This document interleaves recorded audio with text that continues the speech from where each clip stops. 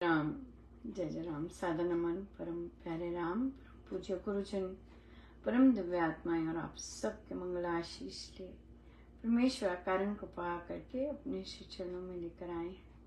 उनका बारंबार धन्यवाद, अनंत बार धन्यवाद। गुरुजनों की अकारण कृपा से वे हमें इस समय मन के रूपांतरण में लेकर आते हैं। उनका बहुत बहुत धन्यवाद, अनंत बार धन्यवाद, अनंत बार।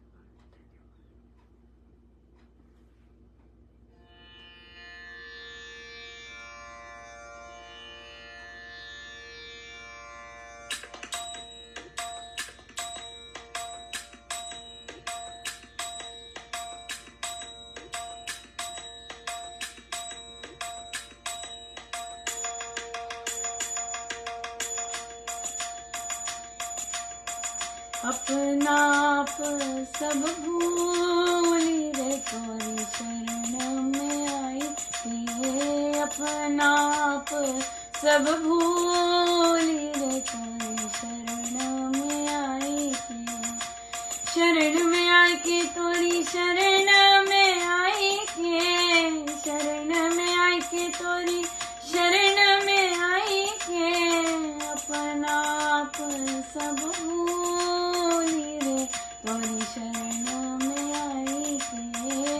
अपना आप सब भूली रे तोरी शरण में आई के।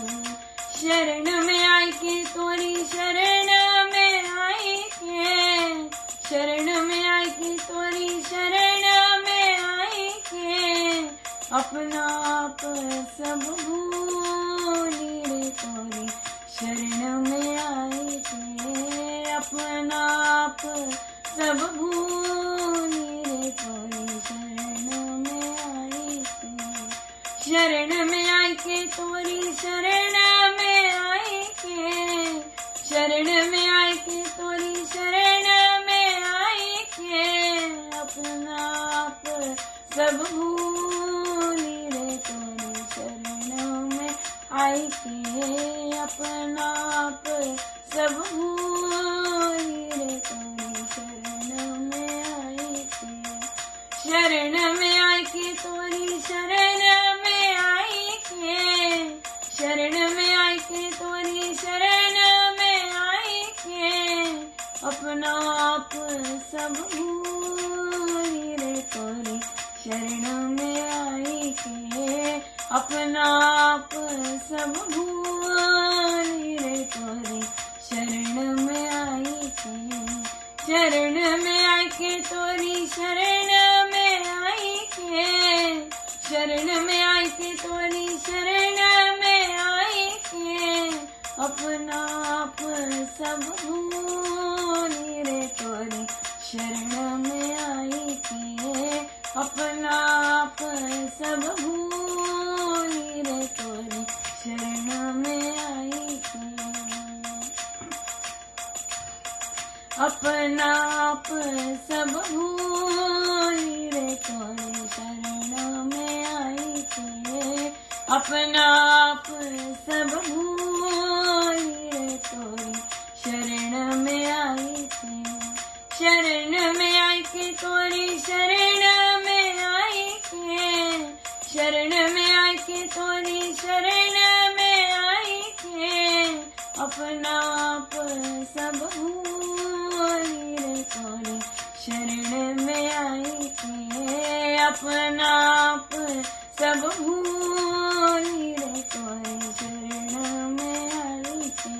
केवल तू मेरे गुरुदेव, केवल तू, केवल तू, केवल तू मेरे गुरुवर, केवल तू, केवल तू, केवल तू मेरे गुरुवर, केवल तू, केवल तू, केवल तू मेरे गुरुवर, केवल तू, केवल तू, केवल तू मेरे गुरुवर, केवल तू, केवल तू, केवल तू मेरे गुरुवर, केवल तू। अपना आप सब भूली रे, अपना आप सब भूली रे तोरी शरण में आई के। अपना आप सब भूली रे तोरी शरण में आई के। अपना आप सब भूली रे तोरी शरण में आई के। अपना आप सब भूली रे तोरी शरण में आई के।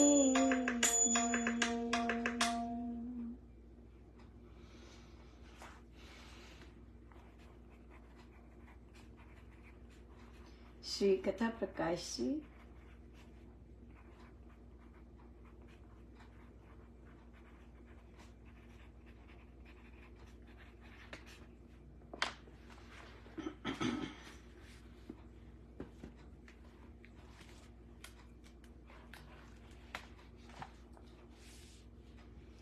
पृष्ठ 594 छठा प्रसंग। नर्मदा नदी के तीर पर एक छोटा सा ग्राम था। उस ग्राम के समीप एक घना वन था।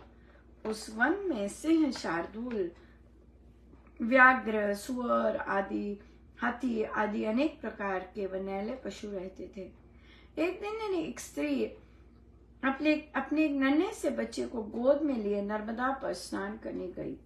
बच्चे को नदी के तट पर लिटाकर उसने ज्यों ही पानी में प्रवेश किया, तत्काल वन से निकलकर एक चीते ने उसके पुत्र को उठा लिया।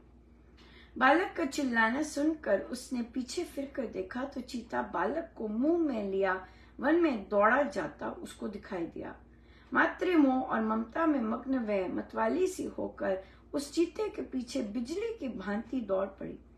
आगे घना वन आ गया। वहां उस चीते ने ठहर कर उसको घुड़कना आरंभ कर दिया, परंतु वह नारी तो पुत्र प्रेम में ऐसी निमग्न थी कि उस हिंसक जीव से कुछ भी न डरी।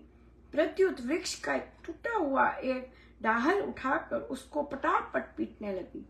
चीते के कोमल पेट पर उसकी मार के ऐसे प्रबल प्रहार पड़े कि वह तुरंत गिरकर अचेत हो गया। उस नारी ने अपने पुत्र को चीते के मुंह से निकाला तो वह उस समय सिसक सिसक कर रो रहा था। माता के मोहक मुखड़े को देखते ही वह तुरंत उसके कलेजे से लिपट गया। उस सारे दृश्य को देखकर एक ब्राह्मण ने अपने शिष्य को कहा, प्रेम के पथ में बड़ी पवित्रता है। भीरू और अबल प्राणी भी प्रेम के प्रसाद को प्राप्त कर प्रबल और निर्भय हो जाता है। प्रीति की पावनी वेदी पर मनुष्य अपने प्रियतम प्राणों को भी बलि बनाकर चढ़ा देते हैं। यह पवित्र प्रेम पंडितों ने 5 प्रकार का कहा है। उनमें से एक तो अपत्य प्रेम है, जो माता पिता का पुत्र पुत्री में होता है। दूसरा संबंध संबंधी प्रेम है, जो बंधुओं का बंधुओं में, संतानों का माता पिता में, पति पत्नी का एक दूसरे में, मित्र आदिकों का परस्पर पाया जाता है। तीसरा निश्चय और विश्वास का प्रेम है, जो धर्म कर्म में धार्मिक जनों में होता है। चौथा देश तथा जाति का प्रेम है। पांचवा आत्मा और परमात्मा का प्रेम है। यही पंचम प्रेम उपासकों को परम पावन पद में पहुंचाता है और यह सर्वोत्तम प्रेम मोक्ष का दाता माना गया है। बहुत ही सुंदर। मोक्ष का दाता माना गया है आत्मा और परमात्मा का प्रेम, true love, right, true love. किसी ने कहा कि अनुपमा हमें तो राम नाम ही स्मरण यही याद रहता है कि हमने ये लेना है, हमें कभी मुक्ति और मोक्ष का इस तरह से कभी ध्यान नहीं गया। बिल्कुल सही है। वो इसलिए क्योंकि हमारे जो गुरुदेव हैं उनका फोकस बहुत ज्यादा पक्का है। वो हमें ना इधर ऐसे होने देते हैं ना इधर होने देते हैं, अगर हम उनकी राह पे चल रहे हैं एग्जैक्टली जैसे उन्होंने कहा है। अगर तो अपनी मनमानी करते हैं फिर ठीक है, फिर अटके भी, फटके भी, भटके भी, सब कुछ। लेकिन अगर उनका कहना मान के चल रहे हैं तो हमारे महाराज कभी मुक्ति मोक्ष की बातें ही नहीं करते। वो हमारी तैयारी करवाते हैं अंत समय की, कि अंत समय में हमारी जो उसकी तैयारी करवाते हैं। जैसे इंजीनियरिंग के स्टूडेंट्स को इंजीनियरिंग की तैयारी करवाई जाती है, फोकस्ड, राइट। IITians को IIT की, यूपीएससी की यूपीएससी को, उनको पता है इस तरह के क्वेश्चन आएंगे, इस सब्जेक्ट के ऐसे आएंगे, ये होगा, तो बड़ी फोकस तैयारी होती है। अगर फोकस लूज कर जाते हैं तो गड़बड़ है। वैसे ही हमारे महाराज जो है बड़े फोकस तैयारी है उनकी, क्योंकि वो खुद फोकस्ड रहे हुए हैं, राइट। सो इसलिए बड़ी फोकस रखते हैं कि हमारा अंत समय में जो काम आना है उसकी तैयारी करो। हाँ, उसकी तैयारी करनी है। और फिर हमें डिफरेंट ढंगों से, डिफरेंट ग्रंथों से वही बार बार लेके जाते हैं, बार बार वही लेके जाते हैं कि भाई अपना जो दृष्टिकोण है, अपनी जो दृष्टि है वो एक ही जगह पर होनी चाहिए, राम नाम पर होनी चाहिए, कि वो 8 याम चले ताकि अंत समय अपने आप, राइट, अपना हो सब। तो हमारे गुरुदेव जो है उनकी तैयारी बड़ी फोकस्ड है। सो इसलिए हमें भी वो फिर वैसे ही करना सिखाते हैं। या बिल्कुल, जैसे कि हम कल हमारी आई थिंक कल या परसों हमारी सुंदरकांड जी की बैठक थी, तो उसमें वो प्रसंग था कि माँ सीता संदेश देती है हनुमान जी को कि प्रभु से कहना कि मैं उनके नाम सिमरन से ही मैं यहाँ टिकी हुई हूँ या मैं जीवित हूँ, उनके नाम सिमरन से ही मैं इतने कठोर समय सह रही हूँ, उनके नाम, उनकी याद से ही मैं रावण का दुष्ट जो दिन भर वो करता रहता है, असुरियां करती रहती हैं, उसका मैं सामना कर रही हूँ और नाम सिमरन से। और फिर आता है कि हनुमान जी महाराज अंदर से उनकी जो पीड़ा होती है, उनकी पीड़ा सुनकर बहुत ही ज्यादा बहुत पीड़ित होते हैं। तो वे ऑफर करते हैं कि माता आप मेरे साथ चलिए, मेरे को कोई नहीं रोक सकेगा, मेरा कुछ नहीं कोई और कर सकेगा, मैं आपको ले चलता हूँ। तो हम यहीं पे रुके और फिर चर्चा की कि हमने यहाँ से इस छोटे से प्रसंग से क्या सीखा। तो सबने कहा कि धैर्य होना चाहिए, दृढ़ निश्चय होना चाहिए, और कि प्रभु पर आस्था होनी चाहिए ना, इस तरह से कि एक दृढ़ निश्चय, बिल्कुल बिल्कुल। और फिर कहा कि फिर महाराज ने सिखाया कि देखो वो कितने कष्टकारी जगह पर बैठी हुई और हर रोज उनको ऐसा सुनने को मिलता, लेकिन अपने मन में उन्होंने कभी रावण का चिंतन नहीं किया कि रावण मेरे साथ ऐसा कर रहा है, रावण मेरे साथ ऐसा कर रहा है, कभी नहीं किया। कभी अपने मन में ऐसे आंखें बंद करके ये भी नहीं सोचा कि असुरियां मेरे साथ क्या कर रही हैं। वो गेट ही टोटल क्लोज था, वहां तो कोई नासुर आ सकता, न कोई और प्रभु के अलावा आ ही नहीं सकता था, राइट। सो प्रभु के अलावा नो एंट्री एट ऑल। तुमने कहा तो हमने जब चिंतन यहाँ से कहा से स्टार्ट किया कि हम अगर हमारे मन में जो भी चीज अगर हम निर्भय होना सीखते हैं तो हमें किस बात की चिंता होती है, हमें डर होता है किसी बात का। तो उन्होंने कहा हाँ, तो उन्होंने कहा किसको लेके डर होता है, कहते पुत्र की टेंशन, बिल्कुल। किसी को पुत्र की चिंता, किसी को पति के व्यवहार की चिंता या उनके सेहत की चिंता, किसी को, मतलब हमने अपने मन में कितनों को एंट्री दे रखी होती है। फिर जो हमें पसंद नहीं करते उनको एंट्री, फिर जो हमें पसंद करते हैं उनकी एंट्री, राइट। सो कितनी भीड़ है हमारे मन में। लेकिन माँ सीता कितनी भीड़ में भी रह रही थी, इतना कठोर समय भी व्यतीत कर रही थी, लेकिन उनके मन में तो बिल्कुल भी राम के सिवाय कोई नहीं आया, नॉट एट ऑल। राम के सिवाय कोई भी नहीं आया। सो इसलिए ये है हमारी लर्निंग, राइट। और हमारे गुरुजनों का फोकस भी यही है। एब्सोल्युटली, कि हम हमारा ध्यान, हमारा केंद्र केवल राम नाम पर हो, और हमारे मन में राम, दुनिया जो मर्जी करती जाए, जो मर्जी होता जाए, लेकिन हमारे मन में राम नाम के सिवाय कोई एंट्री ना हो। ये है हमारी तैयारी। ये सबका एक ही एग्जाम है, या आखिरी सांस सबका होना है, राइट? सबका होना है। और सब हमारे गुरुदेव सबके लिए कहते हैं तैयारी, पर सब जरूरी नहीं माने, लेकिन जो भी है, हम अपने बलबूते पे जो भी कर सके हम जरूर करें। बहुत ही सुंदर दिन रहा, बहुत ही प्रोडक्टिव दिन रहा, बहुत सुंदर, बहुत कृपा, बहुत ही ज्यादा कृपा। आपने देखा होगा कितनी सुंदर संगति में प्रभु बिठाते हैं, इतनी सॉलिड, बोल्ड और साधिकाएं जो बाहर करते हैं, अमेजिंग। मतलब तो यहाँ पर भी देखिए कि कितना सुंदर था कि यहाँ पर जो ये नए सत्संग जो स्टार्ट हुए हैं, वहां पर सब वे अपने नगर के श्री राम शरणम के की निष्काम प्रार्थना हेतु स्टार्ट हुए, राइट? उनका जो स्थान का केंद्र है वो फले फूले, वहां से सकारात्मक तरंगे उपजे, राइट? और भेदभाव मिटे,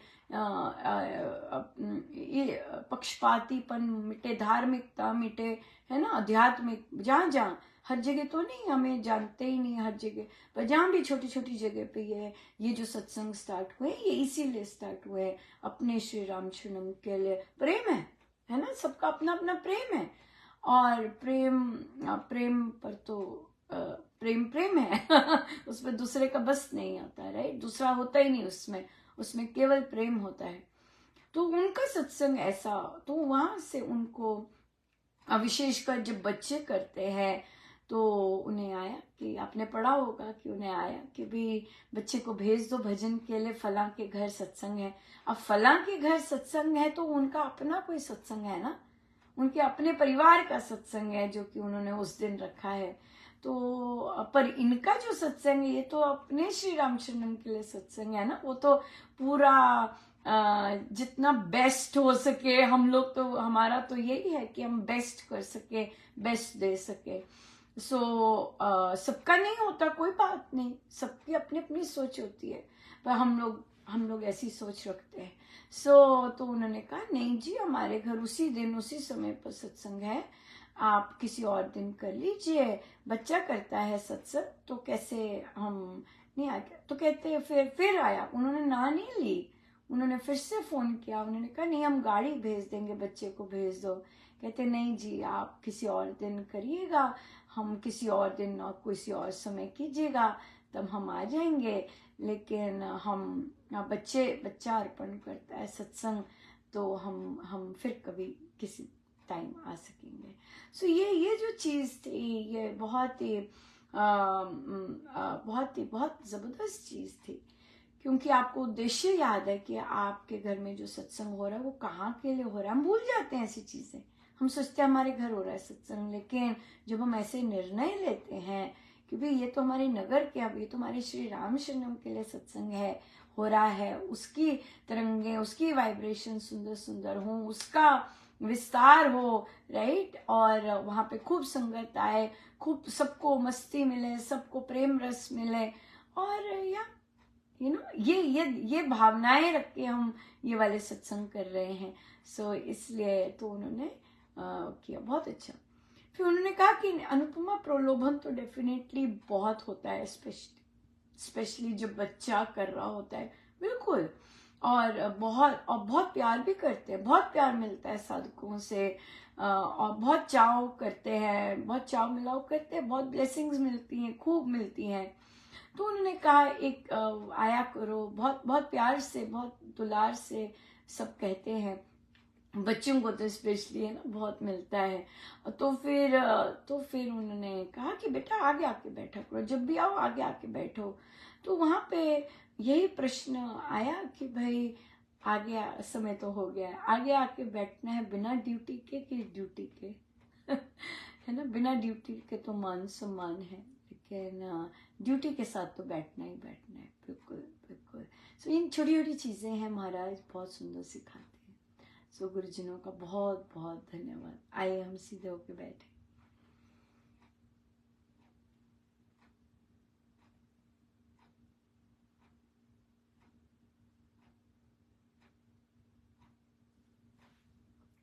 सब गुरुजनों का उनके श्री श्री चरणों में जय जय राम।